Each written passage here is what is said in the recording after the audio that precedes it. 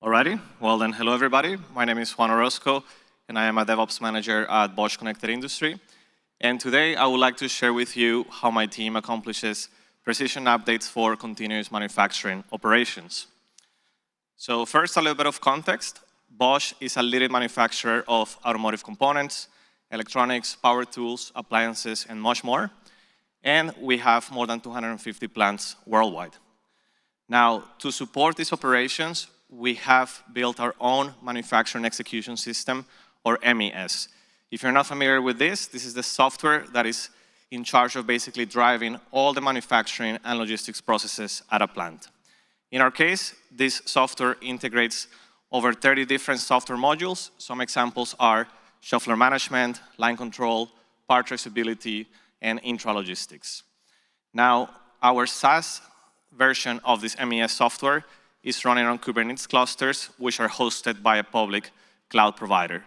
Now, since the public cloud provider is managing these clusters, they're also managing the cluster updates as well as the node updates. Now, this is where our problem comes up. So while you're able to specify a maintenance window for the cluster and the node updates, these maintenance windows are not guaranteed. So actually, they are done on a best effort basis.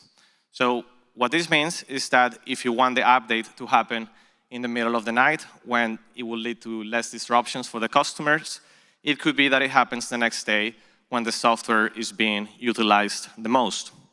Now, in a lot of cases, this is not an issue, but in our case, this is problematic because we're working with legacy software at the plant, which cannot handle request redirection in between replicas seamlessly. So there's usually disruptions at the plant when this cluster or node updates happen. Now, something else that we found a little bit problematic or complex was to express promotion flows. So it's a little bit hard to control when a cluster and a node update goes from the development environment or stage to the production stage. Now, to talk a little bit about the impact, so the customers experience application downtime. This led them to be unhappy because the software was not working as expected. In production, if the software is not working, then production is not happening. So then this also leads to some financial losses.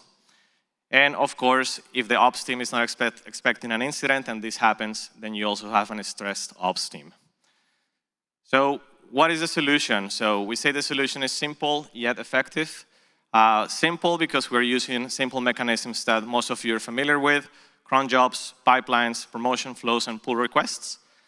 So yeah, let's take a look at how it works. So we have basically a cron job, which is checking to see if there are any cluster or node updates available in the public cloud provider.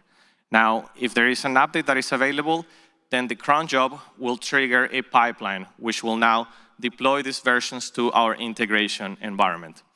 If the update is not successful, basically we stop the process with these versions, and the team is notified to see what happened and why they failed. However, if the update is successful, then we're committing these versions to a promotion repository, therefore promoting them from our integration environment to our quality environment. Now, let's say on the next day, the cron job will see that there were some changes in that repository, and it will now deploy those versions to our quality stage. Similarly, like before, if the update fails, then we stop and the team is notified so that we can intervene and see what happened. But if the update is successful, then we're automatically creating a pull request to promote these versions now to prod. And here is where we have our only manual step, or the manual check, when somebody from the team will take a look at those versions. We'll see what happened in the integration and in the quality stage. And if everything looks good, then we'll complete the pull request so that these versions are now promoted from the quality stage to the production stage. And finally, then we can then specify a time also with a cron job when this update can happen in the production environment when we do not have any interruptions to the plant operations. So now to summarize the outcome. So now we have full control of the cluster and the node updates. We know exactly which versions we're using, and we can also control the time of the update execution. We have full traceability. All of the configurations and all of the changes are stored in Get. We have a process that is simple and fast, so it's mostly automated with some minimal manual steps. And finally, we have also gained more confidence into the update process because we no longer have any application downtime due to the cluster updates. And of course, most importantly for us, we have happier customers. So thank you very much for attending this talk. And if you're interested in knowing how we're moving our manufacturing execution systems to Kubernetes, then please join our case study session tomorrow at 11:45 and 10, room E. Thank you.